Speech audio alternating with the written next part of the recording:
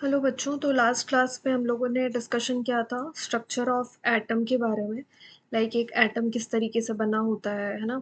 Atom के अंदर कौन कौन सी चीज़ें होती हैं। पहले बात ऐसी होती थी कि एटम सबसे छोटा पार्ट है किसी भी चीज़ का, लेकिन फर्दर जब साइंटिस्ट लोगों ने बहुत सारे एक्सपेरिमेंट्स करे उसके बाद उनको पता चला कि atom can be further divided into सब atomic particles like electrons, protons and neutrons. And कौन कौन सी चीज़ें हमारी कहाँ पे प्रेजेंट होती है, इन सारी बातों को हमने लास्ट क्लास में डिस्कशन किया था, है ना।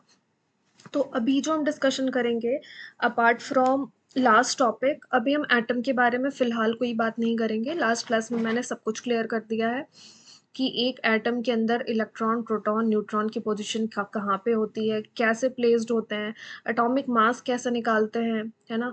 फिर एटॉमिक नंबर्स किसे कहते हैं। अगर थोड़ा सा रिकैपिचुलेट करें तो आप कह सकते हैं कि एटॉमिक नंबर, दो चीज़ें मैंने बताया था। पहला बताया था एटॉमिक नंबर, दूसरा बताया था मैंने एटॉमिक मास, है ना। तो एटॉमिक नंबर की जब हम बात कर रहे थे तो एटॉमिक नंबर सिंपली क्या था बच्चों। Atomic number was simply the number of protons. किसे कहते थे हम? नंबर ऑफ प्रोटॉन्स, है ना। एक एटम के अंदर हमारे पास कितने नंबर ऑफ प्रोटॉन्स हैं उसे हम कहते थे एटॉमिक नंबर। एटॉमिक मास किसे कहते थे? It was the sum of number of protons plus neutrons, है ना। इलेक्ट्रॉन के ऊपर नेगेटिव चार्ज होते थे, प्रोटॉन के ऊपर पॉजिटिव चार्ज, और न्यूट्रॉन जो हमारा होता था वो न्यूट्रल हुआ करता था। यहाँ तक आई थिंक सारे बच्चों को याद होगा, ठीक है। एटॉमिक नंबर अगर हम सोडियम की कहते हैं कि 11 है, इससे आप क्या समझ सकते हो कि प्रोटॉन जो है इसके पास ये कितने होंगे हमारे पास? 11, ठीक है। अगर क्लोरीन के एटॉमिक नंबर आप कह रहे हैं 17 है, means it is very clear कि हमारे पास जो प्रोटॉन्स है वो कितने हैं? 17 है। फिर बच्चों का अक्सर यहाँ पे एक सवाल होता है कि ma'am number of electrons equal to number of protons होता है कब? न्यूट्रल एटम के अंदर। कब? न्यूट्रल एटम के अंदर। तो मैम नंबर ऑफ प्रोटॉन को अगर हम एटॉमिक नंबर कह सकते हैं तो नंबर ऑफ इलेक्ट्रॉन को क्यों नहीं कह सकते हैं, है ना। तो अगर आप एक एटम का डायग्राम याद करेंगे तो कोई सा भी एटम कुछ इस तरीके का दिखता है। बीच में क्या होता है? न्यूक्लियस। न्यूक्लियस में क्या होता है? न्यूट्रॉन होते हैं और प्रोटॉन्स होते हैं, ठीक है। तो जब न्यूट्रॉन्स और प्रोटॉन्स बीच में होते हैं हमारे, कहाँ? न्यूक्लियस के अंदर। इलेक्ट्रॉन्स कहाँ घूमते हैं? बाहर, इस तरीके से, ठीक है। तो जो हमारा एटम को छोड़कर जाता है बाहर या एटम के अंदर जो आता है वो कौन होता है? इलेक्ट्रॉन होता है। तो इलेक्ट्रॉन्स की नंबर हमेशा क्या होती है? वैरी करते रहती है अकॉर्डिंग टू चार्ज, है ना। किसी भी एटम के ऊपर चार्ज कितने हैं उसके अकॉर्डिंग उसके ऊपर नंबर ऑफ इलेक्ट्रॉन्स हमेशा वैरी करते रहते हैं। अगर इलेक्ट्रॉन किसी एटम में ऐड हो रहा है तो वो एटम कैसा चार्ज गेन करेगा? नेगेटिव। अगर इलेक्ट्रॉन लॉस हो रहा है तो वो एटम कैसा चार्ज गेन करेगा? पॉजिटिव, ठीक है। तो आपको ये बहुत अच्छे से ध्यान रखना है कि जब भी मैं, देखो एक न्यू स्लाइड लेके आपको फिर से क्लियर कर दे रही हूँ। अगर एक एटम इलेक्ट्रॉन क्या कर रहा है? गेन कर रहा है। अगर इलेक्ट्रॉन गेन कर रहा है तो चार्ज जो डेवलप होगा वो कैसा होगा? नेगेटिव। और नेगेटिव चार्ज वाले को हम बोलते क्या है? एनायन, ठीक है। अगर सेम एटम इलेक्ट्रॉन का लॉस कर रहा है तो चार्ज कैसा डेवलप होगा? पॉजिटिव। उस पॉजिटिव चार्ज को हम कहते क्या है? कैटायन, ठीक है। तो ये बात आपको बहुत अच्छे से याद रखना है, आगे इसके एप्लीकेशंस होंगे, ठीक है। तो एटॉमिक नंबर क्लियर था, एटॉमिक मास क्लियर था। तो अगर हम एटॉमिक नंबर कहते हैं कि नंबर ऑफ प्रोटॉन्स को ही क्यों कहते हैं, नंबर ऑफ इलेक्ट्रॉन्स को क्यों नहीं कह सकते हैं, तो आपका जवाब क्या होना चाहिए कि मैम नंबर ऑफ इलेक्ट्रॉन्स जो होते हैं वो वैरी करते रहते हैं। इलेक्ट्रॉन का लॉस और गेन कॉन्टिन्यूसली चलता रहता है एक एटम के अंदर। लेकिन जो हमारा प्रोटॉन होता है वो कहाँ होता है? न्यूक्लियस के अंदर छिपके रहता है। तो नंबर ऑफ प्रोटॉन्स को हम चेंज नहीं कर सकते हैं। अगर नंबर ऑफ प्रोटॉन 11 है सोडियम के केस में तो इट विल रिमेन 11। अगर क्लोरीन के केस में इट इज 17 तो इट विल रिमेन 17, है ना। वो कभी भी चेंज नहीं होगा क्योंकि प्रोटॉन कहाँ पे है? न्यूक्लियस के अंदर। नंबर ऑफ प्रोटॉन्स भी चेंज होते हैं लेकिन हम उसके लिए क्या करवाते हैं? Nuclear reactions. क्या करवाते हैं? Nuclear reactions. जब वहां पे कैसे करते हैं? Alpha rays, beta rays, gamma rays पढ़ा होगा आपने, है ना। तो वहां पे न्यूक्लियर रिएक्शंस के हेल्प से जब हम एक एटम को तोड़ते हैं तो वहां पे नंबर ऑफ प्रोटॉन्स चेंज होते हैं। न्यूक्लियर रिएक्शन मतलब न्यूक्लियस के साथ छेड़छाड़ करते हैं वहां पे, ठीक है। तो उस केस में आपके नंबर ऑफ प्रोटॉन्स चेंज होते हैं, अदरवाइज किसी भी एटम के अंदर number of protons remains the same and number of electron keeps on changing for the formation of cations and anions, ठीक है। एटॉमिक मास की जब आप बात करते हैं, एटॉमिक मास का मैंने क्या कहा था, प्रोटॉन और न्यूट्रॉन के सम को कहते हैं एटॉमिक मास। अब तीन चीजें होती हैं, इलेक्ट्रॉन, प्रोटॉन और न्यूट्रॉन। तो अगर कायदे से देखा जाए तो इन तीनों के मास का जब आप सम करते हैं तब एक एटम का मास निकलना चाहिए, राइट। लेकिन यहाँ पे हम इलेक्ट्रॉन के मास को इग्नोर कर देते हैं ठीक है, सिंपली कंसिडर किसे करते हैं, प्रोटॉन और न्यूट्रॉन के मास को। सवाल था कि मैम इलेक्ट्रॉन के मास को क्यों नेग्लेक्ट करते हैं। एग्जाम्पल अगर आप देखोगे, बहुत रेलेवेंट एग्जाम्पल अगर आप अपने डेली लाइफ से कंसिडर करते हो, लेट से आपके पास 1 CR मतलब 1 करोड़ रुपए कहीं से आपकी लॉटरी लग गई है ना, आपको 1 करोड़ रुपए मिले। उसमें से अगर कोई कहता है कि भाई देख मैं बहुत गरीब हूँ, 10 रुपए मुझे दे दे दान में, तुमने उसे 10 रुपए दान में दे दिया। एक और गरीब इंसान आया, वो कह रहा है मुझे 20 रुपए दान में दे दो, तुमने दे दिया। तो तुम्हें कोई फर्क पड़ेगा क्या, 1 करोड़ रुपए में से अगर तुम्हारे 10 रुपए या 20 रुपए चले गए, टस से मस होगा, कुछ भी नहीं होगा। मतलब 1 करोड़ रुपए के सामने ये जो 10 और 20 जोड़कर कितने हो रहे हैं, 30 रुपए। ये 30 रुपए क्या है, नेग्लिजिबल है, मतलब ये तुम्हारे पास रहे या ना रहे, यू आर नॉट बॉदर्ड, तुम्हें फर्क नहीं पड़ता है ना, इस बात से तुम्हें फर्क नहीं पड़ता है। मतलब सिमिलरली अगर आप देखते हो, एक एटम के अंदर मेनली हम मास जो कंसिडर करते हैं, वो मास किसके कंसिडर करते हैं बच्चों, ध्यान देना, न्यूट्रॉन और प्रोटॉन की ही मास कंसिडर करते हैं, क्योंकि हमारा जो इलेक्ट्रॉन का मास होता है वो बहुत ही कम होता है, बहुत ही कम। तो इसे हम ऐड करके अपनी कैलकुलेशन को कॉम्प्लेक्स नहीं करना चाहते, इसलिए हम सिंपली क्या करते हैं, प्रोटॉन और न्यूट्रॉन के मास को ऐड ऑन करते हैं, ठीक है, और एक एटम का मास निकाल देते हैं, ठीक। अब आगे 2-3 टॉपिक्स और है हमारे जो आज की क्लास में मुझे डिस्कशन करना है, ठीक है। तो आइए ऐड ऑन करते हैं। सबसे पहले आपको ये बताती हूँ मैं, मैटर। अगर आप ये वर्ड देख रहे हैं मैटर, ठीक है, ये मैटर क्या है, मैटर का डेफिनेशन अगर आप देखेंगे तो मैटर हम किसे कहते हैं, anything that has mass and occupies some space are called matter, ठीक है। कोई भी ऐसा चीज जिसके पास, ये आप जूनियर क्लासेस में भी 8, 9, 10 में भी ये डेफिनेशंस आपने पढ़ा होगा, कि कोई भी ऐसा चीज बच्चों जिसके पास कुछ मास हो, मास मतलब कोई वजन हो, या वो कोई स्पेस ऑक्यूपाई करता हो, उसे हम क्या कहते हैं, मैटर, ठीक है। अब आपसे मैं 2-3 सवाल पूछती हूँ, 2-3 चीजें मैं लिख रही हूँ, ध्यान देना। पहला है एयर, दूसरा है फैन, तीसरा है पेंसिल, ठीक है, चौथा है पेन, पांचवा है लव, छठा है बोर्ड, और हम लिख दे तो टेबल, या फिर हर्ट, आप हर्ट होते हो किसी से, है ना, या फिर हम लिख दे मैट। अब कोई बताएंगे मुझे कि इन चीजों में से कौन कौन से मैटर हैं और कौन कौन से नहीं है। सबसे पहले आते एयर पे। एयर का मास होता है, हाँ मैम होता है बिल्कुल, लेकिन मास बहुत ही कम होता है ना। इसलिए बच्चे इसमें कंफ्यूज हो जाते हैं कि मैम एयर का तो मास नहीं होता। बेटा एयर का मास भी होता है और ये स्पेस भी ऑक्यूपाई करता है। बलून पहले छोटा रहता है, आप जैसे बलून में एयर भरते हो, डालते हो, वो क्या होता है, एक्सपैंड हो जाता है, फैल जाता है, तो ये ऑक्यूपाई तो करता है स्पेस। दूसरा उसका मास भी होता है, माना कि कम होता है लेकिन मास होता है, तो एयर जो है वो मैटर है। फैन बिल्कुल है मैटर, पेंसिल भी मैटर है, पेन भी है। लव मैटर है क्या, सोच के बताना। लव मैटर तो करता है हमारे लाइफ में, बहुत मैटर करता है, लेकिन ये साइंस इसे मैटर नहीं कहता है, ठीक है, क्योंकि इसकी ना कोई मास होती है, ना ही ये कोई स्पेस ऑक्यूपाई करता है। बोर्ड बिल्कुल मैटर है, टेबल भी मैटर है। अगर आप किसी से हर्ट होते हो, हर्ट होना आपके लिए तो बहुत मैटर करेगा, है ना, आप बहुत डिस्टर्ब्ड हो जाओगे, लेकिन ये साइंस के अकॉर्डिंग ये मैटर नहीं है। मैट, मैट का भी कुछ मास है और ये स्पेस ऑक्यूपाई करता है, ठीक है। तो ये भी क्या है बच्चों, मैटर है।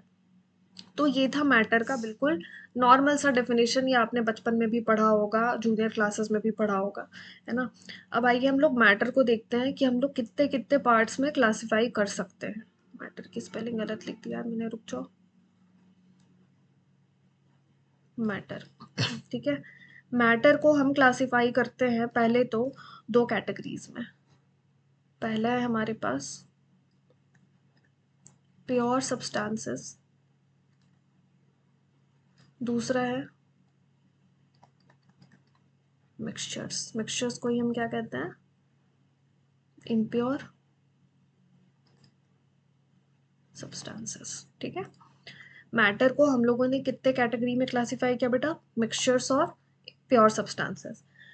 प्योर सब्सटेंसेस में आपके क्या क्या आते हैं, अगर आप प्योर सब्सटेंसेस को देखोगे, पहला बात तो यहाँ पे आपको ये ध्यान रखना है कि प्योर सब्सटेंसेस की अगर आप बात कर रहे हैं तो ये जो हम लोग घर पे बोलते हैं ना, ये वाला दूध प्योर नहीं है, ये घी प्योर नहीं है, वो वाली प्योर और इम्प्योर की बात नहीं करते हैं बच्चों, ध्यान रखना है यहाँ पे।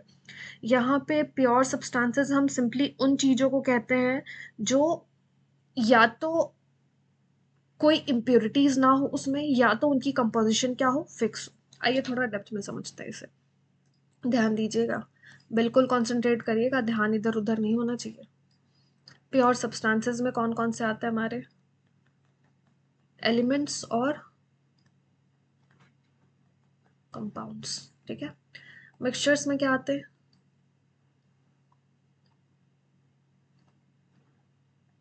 हेट्रोजेनस और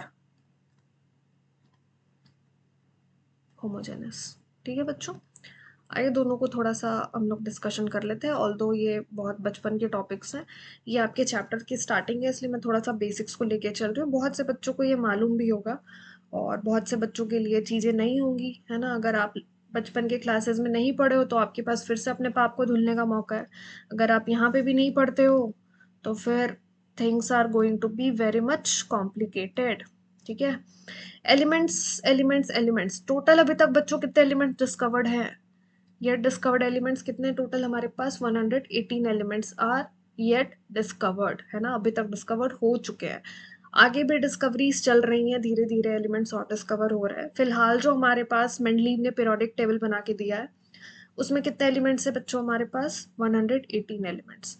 अब बच्चों उन 118 एलिमेंट्स में ना यार हमारे पास कुछ मेटल्स है, ठीक है, कुछ क्या है, नॉन मेटल्स है, कुछ क्या है, मेटलॉइड्स है, ठीक है।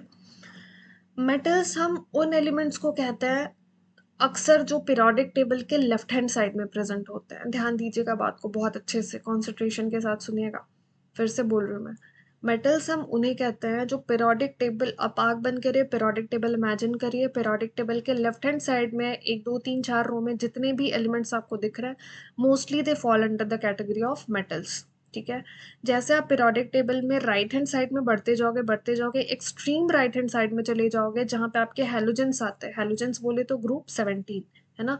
वहां से क्या स्टार्ट होते हैं आपके non metals, actually non metal start नहीं होते, नॉन मेटल्स वहां पे एंड हो जाते हैं, ठीक है। सबसे अच्छे नॉन मेटल कहाँ मिलेंगे, एक्सट्रीम राइट में। सबसे अच्छे मेटल्स कहाँ मिलेंगे आपको, पीरियोडिक टेबल के एक्सट्रीम लेफ्ट में, ठीक है। अब ये राइट और लेफ्ट के बीचों बीच क्या प्रेजेंट होता है, मेटलॉइड्स। मेटल्स की प्रॉपर्टी होती है, ध्यान देना, मेटल्स की प्रॉपर्टी क्या होती है, इलेक्ट्रॉन को लूज करने की, ठीक है। नॉन मेटल्स की प्रॉपर्टी क्या होती है, इलेक्ट्रॉन्स को गेन करने की। बेटा अगर इलेक्ट्रॉन लूज करता है तो चार्ज कैसा डेवलप होता था, याद करो, पॉजिटिव, मींस किसकी फॉर्मेशन होती थी, कैटायन, है ना। अगर इलेक्ट्रॉन गेन कर रहा है, अगर इलेक्ट्रॉन गेन कर रहा है तो चार्ज कैसा डेवलप होगा, नेगेटिव, फॉर्मेशन किसकी होगी, अनायन की होगी, ठीक है। मेटल्स, नॉन मेटल्स, मेटलॉइड्स, ये कॉन्सेप्ट बहुत अच्छे से क्लियर होना चाहिए आपको। फिर से ध्यान दीजिएगा, मेटल्स क्या करता है, इलेक्ट्रॉन्स लूज करता है। इलेक्ट्रॉन लूज करते ही चार्ज कैसा आ जाएगा, पॉजिटिव। इलेक्ट्रॉन गेन करते ही चार्ज कैसा आ जाएगा, negative. Non metals are electronegative in nature and metals are electropositive in nature. Electronegative मतलब इलेक्ट्रॉन को एक्सेप्ट करके खुद को नेगेटिव बना लेना इज कॉल्ड इलेक्ट्रोनेगेटिव, ठीक है। इलेक्ट्रॉन को लूज करके खुद को पॉजिटिव बना लेना इज कॉल्ड इलेक्ट्रो पॉजिटिव। तो metals are electropositive in nature and non metals are electronegative in nature. ये थोड़े थोड़े से बात मैं जस्ट ऊपर ऊपर के बात बता रही हूँ, इनके ऊपर आपको बहुत सारी कहानियां भी पढ़नी है, बहुत सारी चीजें पढ़नी है आगे। ठीक है, मैं जस्ट आपको उतना सा इंट्रोडक्शन दे रही हूँ जिससे आपको अभी आगे की चीजों को समझने में ज्यादा प्रॉब्लम ना हो। ठीक है। और मेटलॉइड्स क्या होते हैं बच्चों?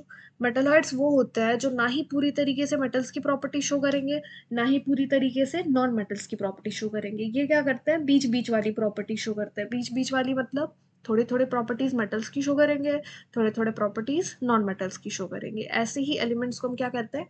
मेटलॉइड्स। है ना, सिलिकॉन, जर्मेनियम, कुछ कुछ मेटलॉइड्स, सॉरी सिलिकॉन नहीं, जर्मेनियम वगैरह कुछ मेटलॉइड्स हैं हमारे पास पीरियोडिक टेबल में, जिनके बारे में बहुत ज़्यादा नहीं, बस आपको कुछ मेटलॉइड्स के नेम्स लर्न कर लेने हैं। ठीक है। अब आता है कंपाउंड्स पे। कंपाउंड्स देखिए क्या होता है। कंपाउंड्स बेसिकली हमारे पास तीन है। पहला है एसिड्स, दूसरा है बेसिस, तीसरा है सॉल्ट। कंपाउंड कितने बच्चों हमारे पास? तीन। Acid, basis and salts. तीनों ही किस कैटेगरी में आता है? कंपाउंड्स की कैटेगरीज में। मार्केट में जितने एसिड्स का नाम आपने सुना है, HCl, H2SO4, HNO3, H2CO3, जितने भी एसिड्स हैं सब कंपाउंड्स हैं। जितने भी बेसिस का नाम सुना है, NaOH, KOH, NH4OH, CaOH hold twice, सबके सब क्या है? हमारे बेसिस है। सॉल्ट तो बेटा सबको पता होगा, नमक NaCl जो हर दिन खाते हो आप, है ना, उसे हम क्या कहते हैं? कॉमन सॉल्ट कहते हैं। कॉमन सॉल्ट को टेबल सॉल्ट भी कहते हैं। टेबल सॉल्ट क्यों कहते हैं बेटा? क्योंकि वो हर किसी के डाइनिंग टेबल पे प्रेजेंट होता है जब हम खाना खाते हैं तो, है ना, इसलिए that is also known as table salt. Clear? और ऐसा नहीं है कि सिर्फ टेबल सॉल्ट ही हमारे पास जो है वो सॉल्ट कहलाता है, अदर भी बहुत सारे सॉल्ट होते हैं।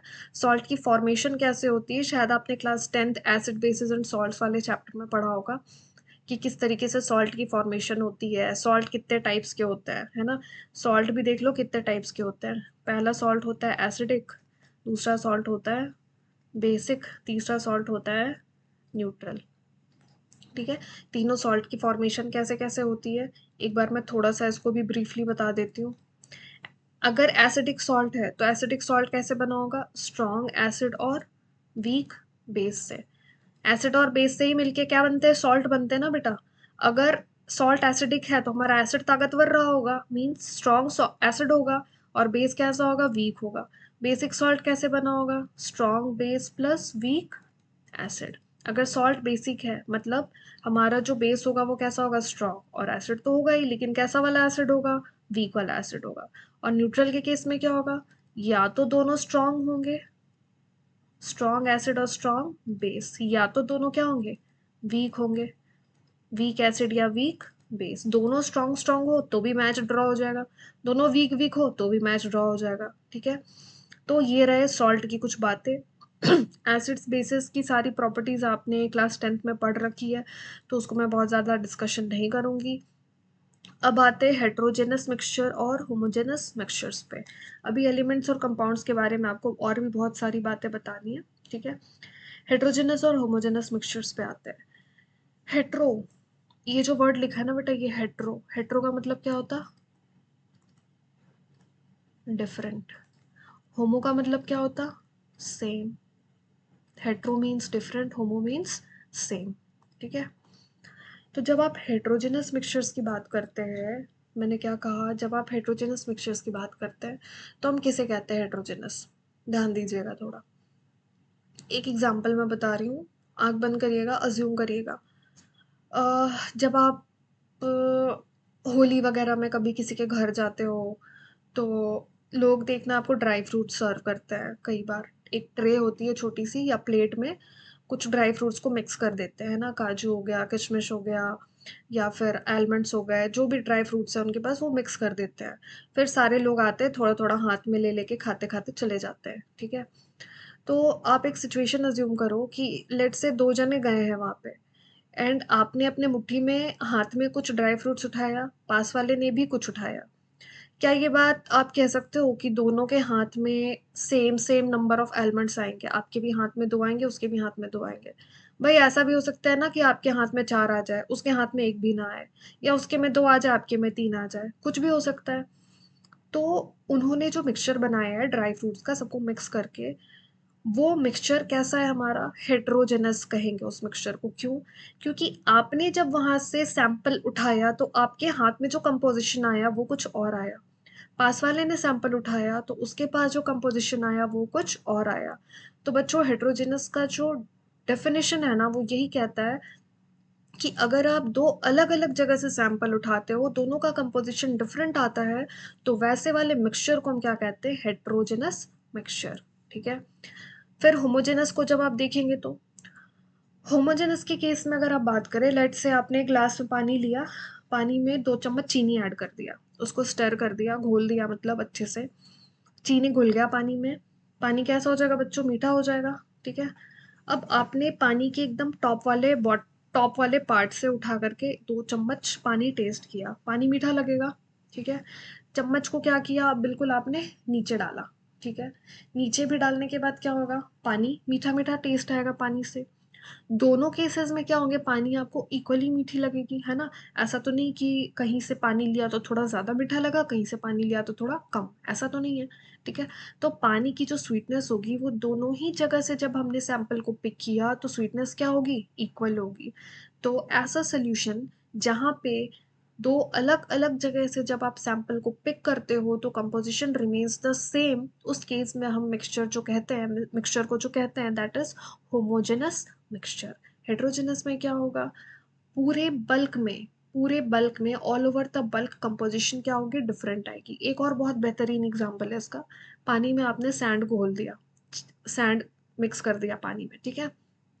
थोड़ी देर के बाद क्या होगा, सैंड सेटल डाउन करेगा नीचे बॉटम ऑफ द कंटेनर में। ऊपर से आपने 1 चम्मच पानी लिया, पानी क्लीन आया, चम्मच को नीचे डाल के पानी निकाला, पानी में सैंड आया। तो दोनों जगहों से कंपोजिशन क्या आया आपके, डिफरेंट डिफरेंट। तो इस केस में मिक्सचर जो बना आपका कैसा बना, हेटेरोजेनस बना। ठीक है। तो ध्यान रखिएगा इस बात को। ये रहा आपका हेटेरोजेनस मिक्सचर का एग्जाम्पल। तो हेटेरोजेनस क्लियर है, होमोजेनस क्लियर है आई थिंक। ठीक है। ये आपको अच्छे से समझ में आ गया होगा। अगर थोड़ा डेफिनेशन पे आए इसकी, heterogeneous heterogeneous mixture,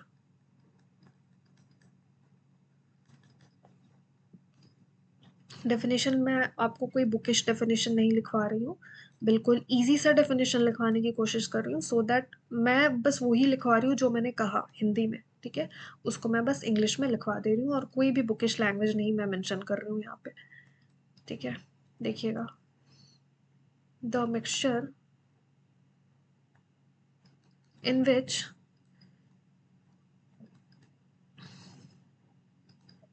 the composition of matter remains the same, oh sorry heterogeneous लिखवा रही हूँ ना, composition of matter is different all over the bulk is called heterogeneous mixture। ठीक है। heterogeneous mixture की ये एग्जाम्पल होगा, सॉरी डेफिनेशन। अब एग्जाम्पल अगर आप देखें तो example, sand mixed in water या तो आप कह सकते हो मड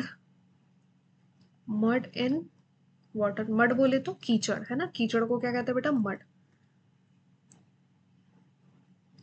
ठीक है। अब आते हैं बच्चों होमोजेनस पे। आई होप हेट्रोजेनस आपको क्लियर होगा। Homogeneous mixture,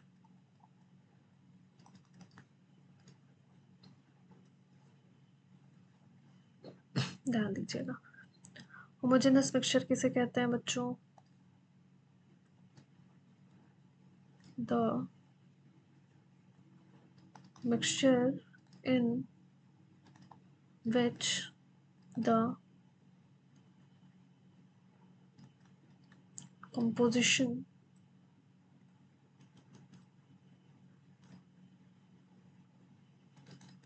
of matter remains same all over the bulk is called homogeneous mixture। ठीक है, एग्जाम्पल इसकी, एग्जाम्पल इज सॉल्ट या शुगर इन वाटर।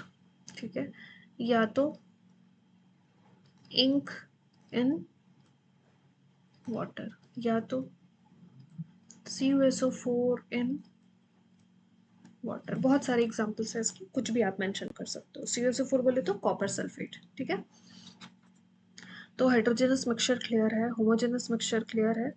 ठीक है, अब आते हैं थोड़ा सा हम लोग एलिमेंट्स और कंपाउंड्स पे। एलिमेंट्स, ठीक है, इसकी मैं डेफिनेशन नहीं लिखवाऊंगी आपको क्योंकि ये बहुत बेसिक सी बात है। आई होप डेफिनेशन सबको पता होगा। सिंपली मैं थोड़ा सा ब्रीफ में डिस्कशन कर देती हूँ कि एलिमेंट्स कहते किसे हैं। बेटा 118 बॉक्सेस जो आपको दिखते हैं ना पूरे पीरियोडिक टेबल में, हर एक अलग अलग एलिमेंट्स के, वो सारे क्या है, हमारे एलिमेंट्स हैं। एलिमेंट्स की एक लौती पहचान जो है कि अगर हमारा एलिमेंट x है तो उसके नीचे या ऊपर आपको कोई भी नंबर्स दिखाई नहीं देंगे। अगर मैंने लिखा है सिर्फ Fe, या लिखा है Cu, या लिखा है Zn, या लिखा है O, तो ये सब के सब जो एग्जाम्पल है, ये किसके एग्जाम्पल्स हैं, एलिमेंट्स के। ठीक है, यहाँ पे आपको कोई भी नंबर दिखाई नहीं दे रहा है, ना ही इसके इर्द गिर्द कोई दूसरा एटम दिखाई देगा, है ना। जैसे मान लो मैंने लिख दिया H2O, तो बेटा यहाँ पे हाइड्रोजन एटम भी है और ऑक्सीजन भी है, तो हम इसे एलिमेंट नहीं कह सकते। ठीक है, एलिमेंट किसे कहेंगे हम, जहाँ पे एक भी नंबर हमें ना दिखाई दे या आसपास में हमें कोई दूसरा एटम भी दिखता हुआ ना मिले। ठीक है, तो उसे हम क्या कहेंगे, एलिमेंट्स। ऊपर जो मैंने एग्जांपल लिखे वो सारे क्या है, एलिमेंट्स। जैसे Fe है ना, कार्बन, O, या फिर ऑक्सीजन कह लो, या फिर आप कह लो कॉपर, या फिर वेनेडियम, या फिर जिंक, या फिर क्रोमियम, ये सारे के सारे क्या है, एलिमेंट्स। आप कोई सा भी एलिमेंट्स ले सकते हो ये 118 में से, सब के सब क्या है, एलिमेंट्स। आप देख लीजिए किसी के आसपास कोई भी नंबर्स नहीं है, ना ही कोई दूसरे एटम्स है। ठीक है, अब हम आते हैं कंपाउंड्स पे। अच्छा, एलिमेंट्स का जो क्लासिफिकेशन मैंने किया था, एलिमेंट्स क्या थे बेटा, प्योर सब्सटेंसेस थे। एलिमेंट्स क्या थे, प्योर सब्सटेंसेस, मतलब प्योर सब्सटेंसेस की कैटेगरी में आते थे ये। इसे हम क्या कहते थे, प्योर। और दूसरा क्या था, कंपाउंड्स। कंपाउंड्स में क्या थे बेटा, प्योर सब्सटेंसेस थे। ठीक है, एक मिनट। बच्चों थोड़ी सी इंटरप्शन आ गई थी, है ना, मैं रीस्टार्ट कर रही हूँ वापस से। तो मैं कहाँ थी, कंपाउंड्स पे, है ना। तो कंपाउंड्स की जब आप बात करते हैं तो कंपाउंड्स पे किस कैटेगरी में आता है बच्चों, प्योर सब्सटेंसेस की कैटेगरी में आता है। ठीक है, कंपाउंड्स का आपने एक एग्जांपल देखा होगा बहुत सारा, H2O, CO2, या फिर H2CO3, बहुत सारे क्या हैं, कंपाउंड्स हैं। ठीक है, अब बच्चों कंपाउंड्स में आपके सब आ जाते हैं ना, एसिड्स, बेसिस एंड सॉल्ट सब आ जाता है। तो बहुत सारे कंपाउंड्स का एग्जांपल ले सकते हो, HCl है ना, या फिर HNO3 ले लो, या फिर NaOH ले लो। ठीक है, सबके सब क्या है बच्चों, कंपाउंड्स है। अब आपका ये सवाल आ रहा होगा आपके मन में कि मैम अभी तो थोड़ी देर पहले आपने बोला था कि कंपाउंड्स प्योर सब्सटेंसेस हैं। ठीक है, तो प्योर सब्सटेंसेस में तो मैम एक ही तरीके की एलिमेंट होनी चाहिए, तीन चार चीजों को अगर हम मिला दे तो वो क्या हो जाएगा, मिक्सचर हो जाएगा। फिर यहाँ पे तो अगर आप देखोगे तो H भी है, O भी है, C भी है ना। सारे के सारे एलिमेंट्स हैं आपके, H है, O है, CO2 में देखो C है और O है, H2CO में 3O3 में देखो H है, C है और ओ है। तो इस तरीके से आपको बहुत सारे एलिमेंट्स दिख रहे होंगे। तो बच्चों आप थोड़ा सा अगर ध्यान से देखोगे या एक चीजें अगर आपने ऑब्जर्व की होगी, तो ऑब्जर्वेंस में आपने क्या देखा होगा कि H2O, चाहे आप इंडिया से ले लो, अमेरिका से ले लो, अपने घर से ले लो, अपने स्कूल से ले लो, पड़ोस से ले लो, H2O कभी H2O2 बनेगा क्या, या H3O बनेगा क्या? नहीं ना, ये इसकी कंपोजिशन हमेशा क्या रहेगी? H2O है तो H2O ही रहेगी, means in the ratio 2:1। Carbon dioxide अगर आप अपने नाक से एक्सेल कर रहे हो, आपके पड़ोसी एक्सेल कर रहे हैं, कोई भी एक्सेल कर रहा हो, इसकी रेशियो हमेशा क्या होगी बच्चों? 1:2 की ही होगी। H2CO3 में क्या होगी रेशियो? 2:1:3 की रेशियो होगी हमेशा। ठीक है, तो कंपाउंड्स हम बेसिकली उनको कहते हैं जिनकी रेशियो कभी भी चेंज नहीं होती है ऑल ओवर द वर्ल्ड। उनकी कंपोजिशन जो होती है वो क्या होती है? फिक्स होती है। मतलब H2O के फॉर्मेशन के लिए 2 एटम हाइड्रोजन के जुड़ेंगे और 1 एटम ऑक्सीजन के जुड़ेगी। ये ही कंपोजिशन में all over the world H2O की फॉर्मेशन होगी। ठीक है, तो इसीलिए हम कंपाउंड्स को किस कैटेगरी में डालते हैं बच्चों? प्योर सब्सटेंसेस की कैटेगरी में। मतलब इनकी कंपोजिशन हमेशा हमेशा क्या होगी? फिक्स होगी। ठीक है, सेम गोज विद HCl। अगर आप HCl को देखोगे तो कंपोजिशन क्या है? हाइड्रोजन इज टू क्लोरीन की 1:1। HNO3 को देखोगे तो hydrogen is to nitrogen is to oxygen की जो कंपोजिशन है दैट इज 1:1:3। ठीक है, इस तरीके की कंपोजिशन आपको देखने को मिलेगी। तो कंपाउंड्स की जो कंपोजिशन होती है वो हमेशा फिक्स होती है। लेकिन जो हम लोगों ने थोड़ी देर पहले बेटा याद करो मिक्सचर्स बनाया था, है ना? मिक्सचर में क्या किया था यार? 1 ग्लास पानी लिया था, 2 चम्मच चीनी डाला था। यार चीनी डालना, पानी मिलाना, यार ये तो अपने हाथ का खेल है ना। आपका मन आप 4 चम्मच चीनी डाल दो, आपका मन आप आधा चम्मच डालो, आपका मन आप 5 चम्मच डाल दो। तो क्या वहां पे पानी इस टू चीनी का कोई रेशियो फिक्स है क्या? नहीं। ठीक है, लेकिन अगर आपको H2O बनाना है तो H2O बनाने के लिए 2 हाइड्रोजन के एटम और 1 ऑक्सीजन का ही एटम लेना पड़ेगा ना। उसका कंपोजिशन को आप चेंज तो नहीं कर सकते हो। ऐसा तो नहीं कर सकते हो कि 4 हाइड्रोजन का एटम ले लिया और 2 ऑक्सीजन का एटम ले लिया, ऐसा करके बना दिया। हाँ, वो भी होगा, लेकिन वो फिर फॉर्मूला चेंज हो जाएगा आपके कंपाउंड का, फिर वो H2O नहीं रह जाएगा। ठीक है, या फिर H3O5 बना दिया, ये H2O कहलाएगा क्या? ये पानी कहलाएगा क्या? बिल्कुल नहीं कहलाएगा। तो कंपोजिशन जो है हमारे पास वो क्या होना चाहिए बच्चों? फिक्स होना चाहिए, बिल्कुल फिक्स होना चाहिए। ठीक है, तो आपके एलिमेंट्स हो गए, कंपाउंड्स हो गए। ठीक है, ये दोनों टॉपिक्स कवर्ड हो चुके हैं आपके। हेट्रोजेनस मिक्सचर हो गया, होमोजेनस मिक्सचर हो चुका है। ठीक है, अब सबसे पहले इस चैप्टर में 2-3 बातें हैं जो लास्ट क्लास में भी मैंने बोला था। मैं जैसे-जैसे आपको बोलती जाऊँगी, इन इन चीज़ों को करना है, उन चीज़ों को आप करते आएँगे। लास्ट क्लास में मैंने कुछ होमवर्क भी दिया था आपको, आई होप होमवर्क को आपने किया होगा। ठीक है, and the second thing is कि मैंने होमवर्क में कहा था आपसे atomic number and atomic mass को लर्न करने को। अगर आपने एटॉमिक नंबर और एटॉमिक मास अभी तक लर्न नहीं किया तो पक्का आपको आगे आने वाली क्लासेस में बहुत प्रॉब्लम होने वाली है। आप इसको स्किप नहीं कर सकते हो बच्चों, किसी भी चीज़ का शॉर्टकट नहीं होता है। ठीक है, हर चीज़ के लिए आपको 100% तो एफर्ट डालना पड़ेगा। अगर मैं 100% एफर्ट डाल के पढ़ा रही हूँ तो I will expect the same from your side as well. ठीक है, तो अब आते हैं हम लोग अपने नेक्स्ट टॉपिक पे। थोड़ी ज्ञान भी बहुत ज़रूरी होती है आपके लिए। ठीक है, तो अब आते हैं हम लोग नेक्स्ट टॉपिक पे, that is Dalton's atomic theory. Dalton's atomic theory. ठीक है, डाल्टन बाबा ने क्या कहा था अपनी एटॉमिक थ्योरी में? ठीक है, डाल्टन जी का पूरा नाम था बेटा जॉन डाल्टन। ठीक है, डाल्टन एटॉमिक थ्योरी में इन्होंने बहुत सारी बातें सही बताई थी, बहुत सारी बातें गलत भी बताई थी। ठीक है, पहले हम लोग पूरी थ्योरी इनकी पढ़ते हैं, क्या थ्योरी थी, क्या बातें थी, क्या क्या बातें इन्होंने अपनी थ्योरी में बताई थी। तो पहला पॉइंट जो डाल्टन एटॉमिक थ्योरी में इन्होंने मेंशन करी थी, that is matter is made up of extremely small indivisible particles called atoms.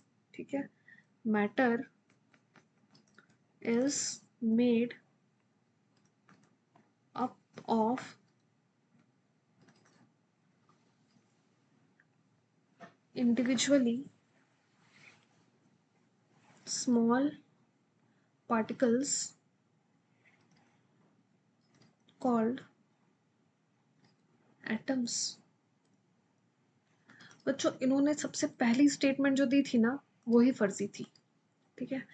क्या बात कही थी इन्होंने कि कोई सा भी मैटर जो है वो हमारे पास सबसे स्मॉल पार्टिकल्स अगर हम उनकी देखते हैं तो वो क्या होता है, एटम होता है, सबसे स्मॉल पार्टिकल।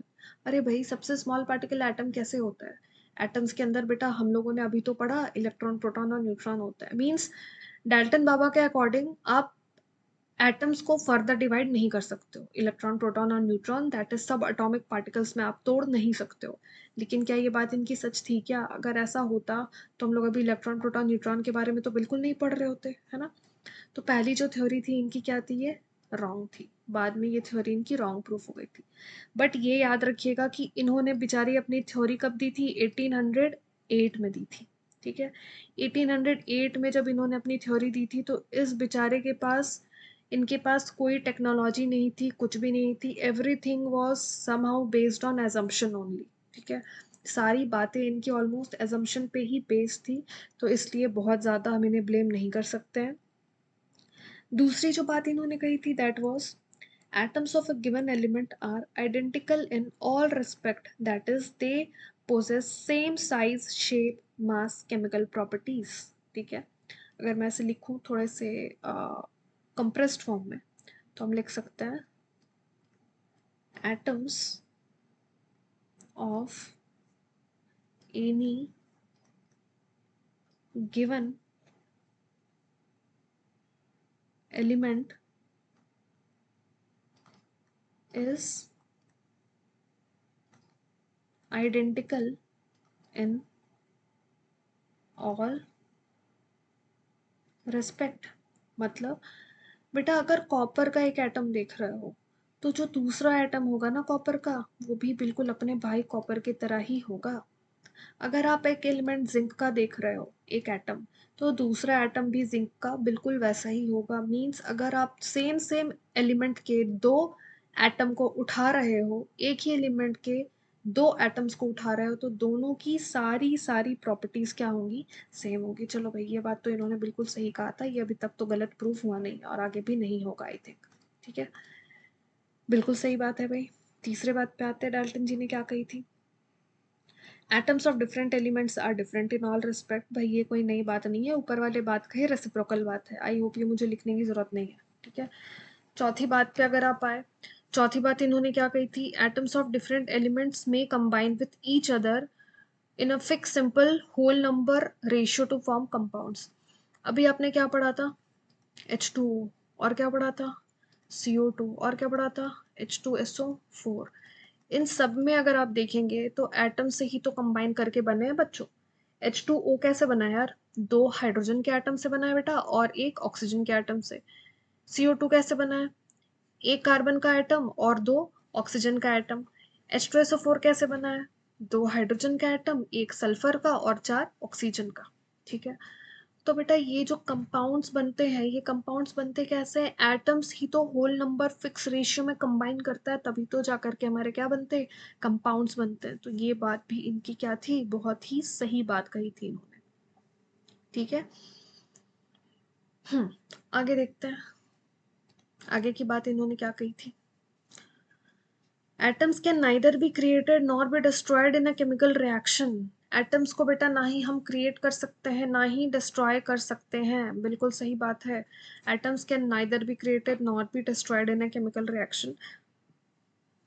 इसी के थ्योरी के बेसिस पे आगे बहुत सारे थ्योरीज एक्सप्लेन हुए थे, ठीक है। तो जो चौथी इनकी बात थी that was atoms can neither be created nor be destroyed, ठीक है। एटम्स को ना ही हम क्रिएट कर सकते हैं ना ही डिस्ट्रॉय कर सकते हैं, क्लियर। तो ये कुछ बातें थी डाल्टन्स एटॉमिक थ्योरी की। आई होप आपको मैंने एक एक पॉइंट्स अच्छे से क्लियर किया होगा, अच्छे से समझाया होगा, ठीक है। एटॉमिक मास मैं आपको बता चुकी हूँ, एटॉमिक नंबर्स आपको ऑलरेडी मैंने आपके सामने डिस्कशन कर रखा है, ठीक है। अब मैं आती हूँ नेक्स्ट टॉपिक पे। नेक्स्ट टॉपिक है हमारा एटॉमिक, अच्छा मैं ना ये ले लेती हूँ, ऐसे लिखती हूँ, है ना, ताकि थोड़ा सुंदर सुंदर बढ़िया सा दिखे।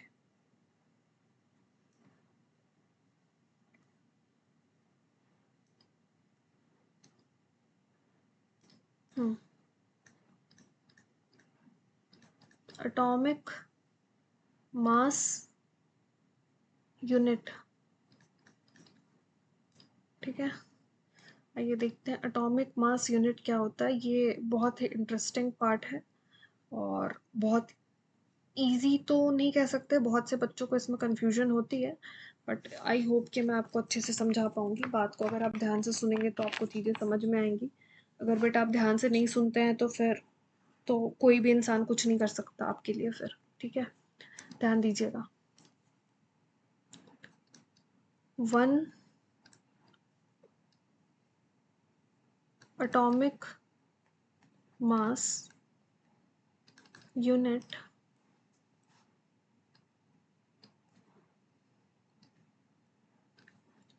एक मिनट, थोड़ा सा एरर आ रहा है, is defined as the 1/12th the mass of carbon 12 atom. इस सेंटेंस का मीनिंग थोड़ा ध्यान से सुनिएगा बच्चों। कार्बन के कितना आइसोटोप्स देखे होंगे आपने? एक कार्बन 12 होता है, एक कार्बन 14 होता है, ठीक है। इसमें से हम कौन सा आइसोटोप को पिक करते हैं बेटा? कार्बन 12 वाले आइसोटोप को पिक करते हैं, ठीक है। क्या कहता है AMU?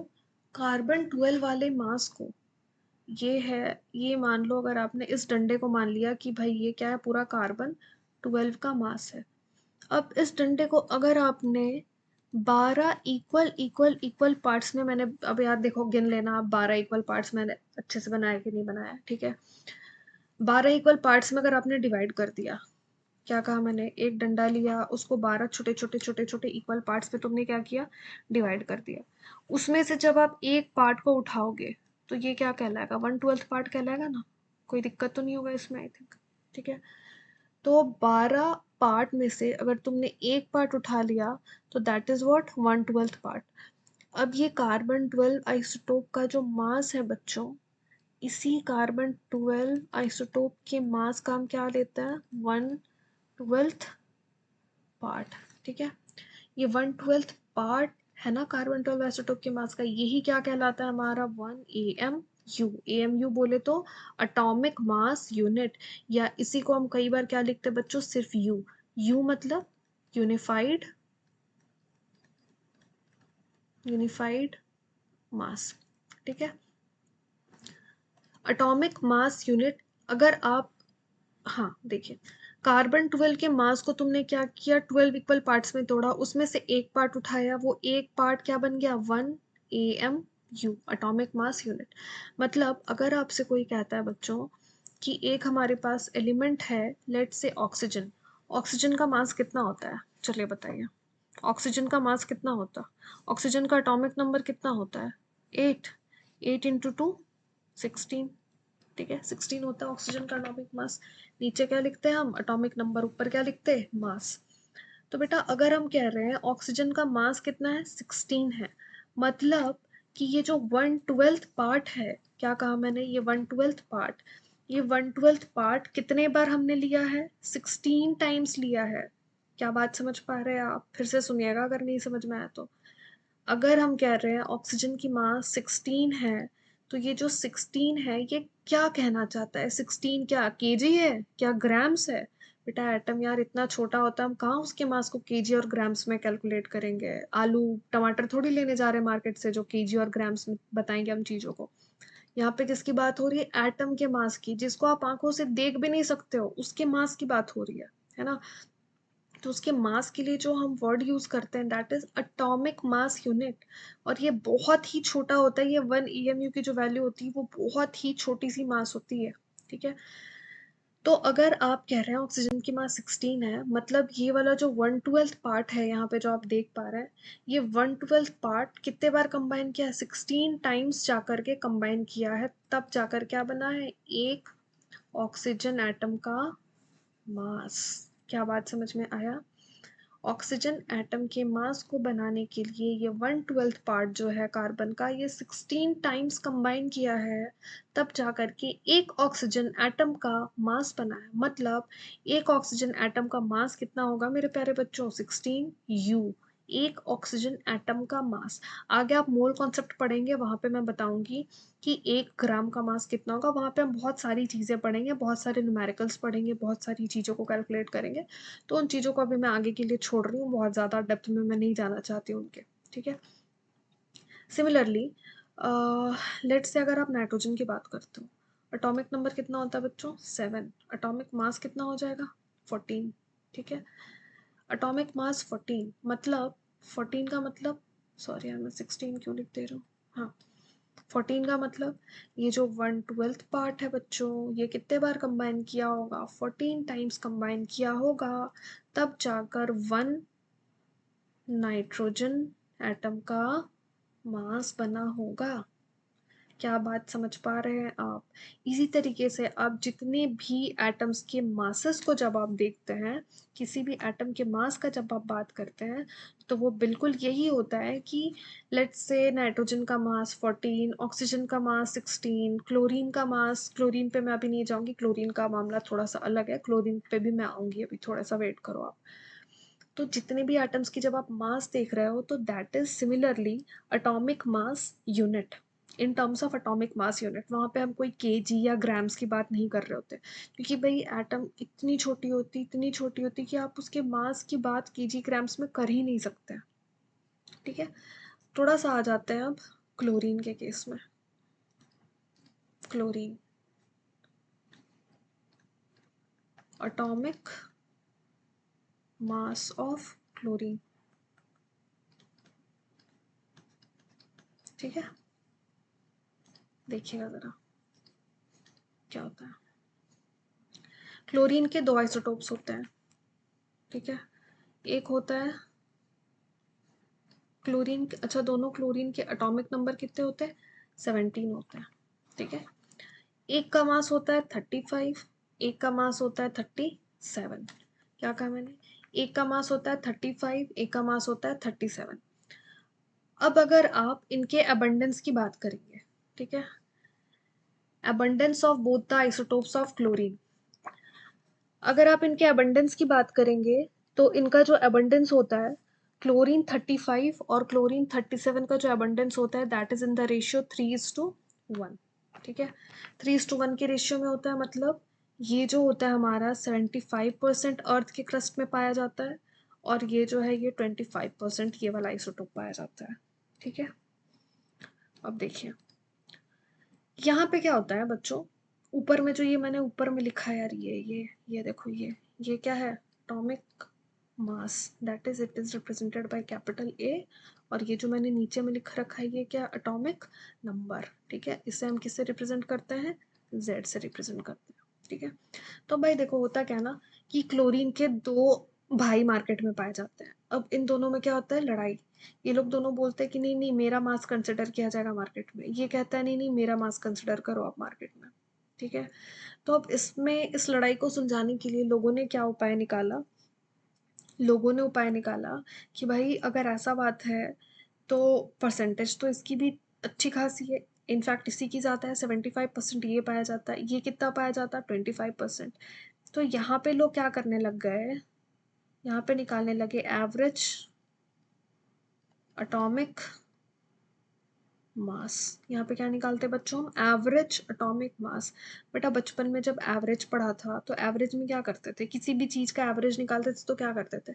Some of numbers divided by number of addends. मतलब आप एडेंड्स जितने भी चीजें हैं सबका क्या करते हो? पहले सम करते हो, है ना, और उस सम को डिवाइड किससे कर देते हो? कितने जन है, कितने लोग हैं, कितनी जनता है, उसमें आप क्या करते हो? डिवाइड कर देते हो।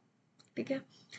तो यहाँ पे क्या होता, 35 इंटू 75 आप जब करेंगे, प्लस 25 इंटू 37 करेंगे। यहाँ पे ये जो मैंने किया है, ये बेसिकली किया क्या है जरा बताओ?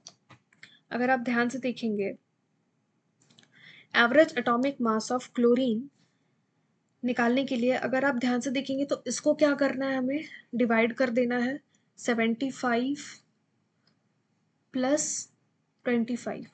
ठीक है, अब जैसे आप इन चीज़ों को डिवाइड करेंगे और इनकी पूरी कैलकुलेशन करेंगे तो आपके पास जो निकल करके आएगा दैट इज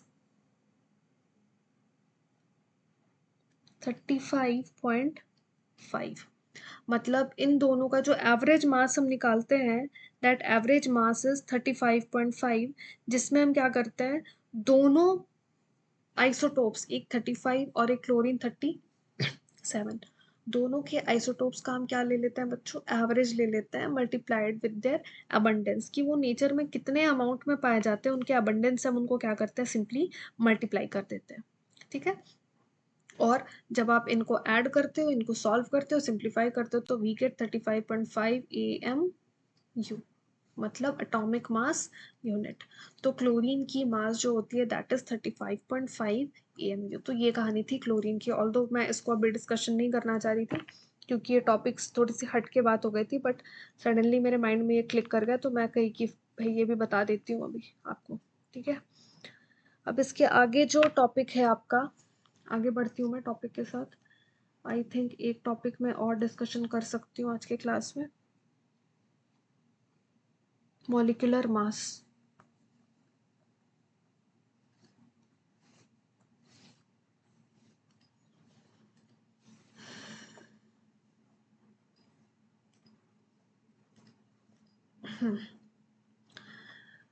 मॉलिक्यूलर मास किसे कहते हैं बेटा,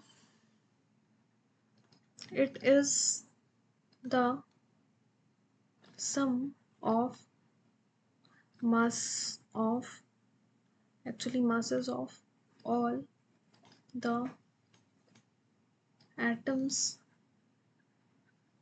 present in a molecule। ठीक है, मॉलिक्यूलर मास किसे कहते हैं, sum of masses of all the atoms present in a molecule. देखो यार ये टॉपिक बहुत ही सिंपल है, जैसे अगर आप H2O की मॉलिक्यूलर मास को हम शॉर्ट में क्या लिखेंगे बेटा, MM। ठीक है, H2O की मॉलिक्यूलर मास अगर आप निकालने की बात कर रहे हैं, कैसे निकालेंगे आप देखिए, हाइड्रोजन का मास कितना होता है बेटा, 1।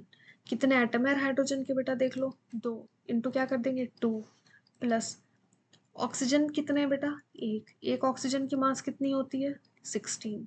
ठीक है, तो क्या हो जाएगा 2 प्लस 16 दैट इज 18। अच्छा ये 18 क्या, ग्राम्स किलोग्राम्स क्या होगा, कुछ भी नहीं होगा मैम, क्या होगा AMU, मतलब 18 एटॉमिक मास यूनिट। ठीक है, सिमिलरली हम आते हैं दूसरे पे, H2SO4। ठीक है, H2SO4 की मास कैलकुलेट करिए, मॉलिक्यूलर मास ऑफ H2SO4। ठीक है, कैसे निकालेंगे आप, यहाँ पे हाइड्रोजन कितने हैं, 2 है, और एक का मास कितना होता है 1, प्लस सल्फर का मास अगर आप देखेंगे तो सल्फर का मास कितना मिलेगा आपको, एक सल्फर एटम है that is 32, plus oxygen atom कितने हमारे पास 4, तो 4 इंटू 16। ठीक है, कितना आएगा 2 प्लस, डायरेक्ट लिखते हैं ना यार इसे, 34 प्लस 16 4 ज़ा 64। ठीक है, 4 प्लस 4 8 और 6 और 3 9, 98 क्या AMU। ठीक है, 98 AMU की क्या आ जाएगी, मॉलिक्यूलर मास। तो molecular mass is just like atomic mass, वहां पे हम सिंपली एक एटम के मास की बात करते हैं। मॉलिक्यूलर मास में क्या होगा, हम डिफरेंट डिफरेंट एटम के मासेस को जोड़ देते हैं और एक पूरे पूरे मॉलिक्यूल के मास को हम कैलकुलेट करते हैं। एक बार हम मैं CO2 का भी करके दिखा देती हूँ आपको। CO2, कार्बन का मास कितना होता है, अगर बाय डिफॉल्ट कुछ भी नहीं बोला जा रहा है तो कार्बन का कौन सा आइसोटोप आप कंसिडर करेंगे, 12 वाला। ठीक है, होता तो कार्बन 14 भी है। 12 प्लस ऑक्सीजन कितने हैं, ऑक्सीजन की मास कितनी होती है 16, कितने ऑक्सीजन है 2, तो 16 इंटू क्या करेंगे 2, 12 plus 32, 44 AMU। AMU means again atomic mass unit, क्योंकि बेटा ये मॉलिक्यूल्स की मास इतनी छोटी होती कि आप सोचो ना यार, किलोग्राम्स ग्राम्स में थोड़ी हम इन मासेस को डील करेंगे, है ना। तो किस में डील करेंगे? It is simply dealt in AMU। ठीक है, आज के क्लास के लिए मैं इतना ही छोड़ रही हूँ। आगे मैं क्या डिस्कशन करने वाली हूँ ये आपको मैं बता दे रही हूँ। आगे मैं आपको बताऊंगी मोल कॉन्सेप्ट। ये कॉन्सेप्ट बच्चों के लिए बहुत ही भूतिया और बहुत ही डरावना कॉन्सेप्ट होता है। आई होप मैं इसको बहुत प्यार से, बहुत ही सिंप्लीफाइड वे में आपको बताने की कोशिश करूँगी। मुझसे जितना बन पाएगा I will give my 100% best, ताकि आपको चीज़ें बहुत अच्छे से समझ में आए। मोल कॉन्सेप्ट में मेनली 3 फ़ॉर्मूलाज़ होते हैं, तीनों फ़ॉर्मूलाज़ को हम लोग अच्छे से डिस्कशन करने वाले हैं। एक ग्राम्स के टर्म्स में होते हैं, एक वॉल्यूम के टर्म्स में होते हैं और एक नंबर ऑफ पार्टिकल्स के टर्म्स में होता है। मोल कॉन्सेप्ट कहाँ से आया था, कैसे ओरिजिनेट हुआ, क्यों मोल कॉन्सेप्ट की हमें ज़रूरत पड़ती है, इन सारी बात को हम लोग नेक्स्ट क्लास में डील करेंगे। और साथ-साथ मोल कॉन्सेप्ट के जितने भी हमारे न्यूमेरिकल्स हैं, जितने भी उससे रिलेटेड क्वेश्चंस हैं, आई होप वो भी मैं आपको नेक्स्ट क्लास में करवा दूँ। बट मैं बहुत ज़्यादा स्पीड पढ़ाने पे बिलीव नहीं करती हूँ। आई होप कि मैं जितना भी पढ़ा रही हूँ आपके कॉन्सेप्ट उतने क्लियर हो। बाकी स्पीड तो यार, स्पीड का फिर कोई मतलब नहीं है। लेट्स से मैं आपको सारी चीज़ें पढ़ा दूँ फटाफट, आपके कुछ समझ ना आए, है ना? फिर इसका कोई मतलब नहीं बनता। तो इसलिए हम लोग टाइम लेके पढ़ेंगे बेटा, अच्छे से पढ़ाई करेंगे। एंड मिलते हैं आपके साथ नेक्स्ट क्लास में, मोल कॉन्सेप्ट को लेकर के आते हैं। एंड तब तक के लिए wish you all the best. अच्छे से पढ़ाई करिएगा, मोटिवेटेड रहिएगा। कभी भी डिमोटिवेशन आए तो अपने मम्मी पापा का चेहरा देख लीजिएगा एक बार, मोटिवेशन खुद से आ जाएगा। एंड आज की क्लास को मैं यहीं पे एंड कर रही हूँ बच्चों। Thank you so much. मिलते हैं हम लोग नेक्स्ट क्लास में।